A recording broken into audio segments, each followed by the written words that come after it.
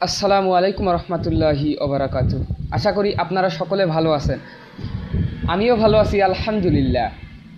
আজকে কিছু ইসলামিক আলোচকদেরকে নিয়ে আপনাদের সামনে ভিডিও উপস্থাপন করেছি। বিগত 15 থেকে 20 দিন পূর্বে কবির বিন সামাদকে এক মাহফিলে এক কুলাঙ্গার নেতা বিভিন্ন অকাট্য ভাষায় বিবৃতিমূলক ভাষায় গালি দেয় এবং কবির বিন সামাদ তার কথার উত্তর না দিয়ে স্টেজ থেকে নেমে আসেন।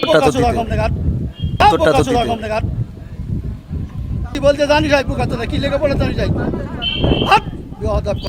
একদম বাস্ত করে দেবো সব একদম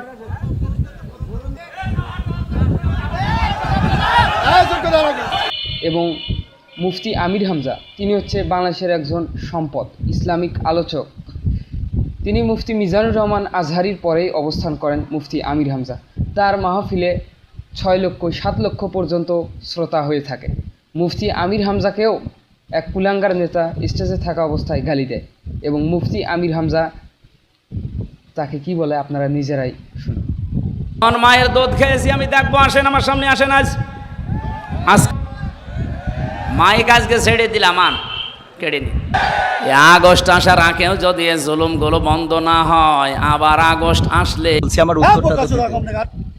একদম বাস্ত করে দেবো সব একদম কি লেগে বলে জানি যাই কুষ্টিয়ার বুকে এটা রেকর্ড হচ্ছে সারা বাংলাদেশে। মোল্লারা অন্য মানুষের ঘরে খেয়ে অন্যের পেলে নাকি ফতোয়া পরিবর্তন হয়ে যায়, ঢালাওভাবে এভাবে সঠিক আপনি কিভাবে দেখছেন?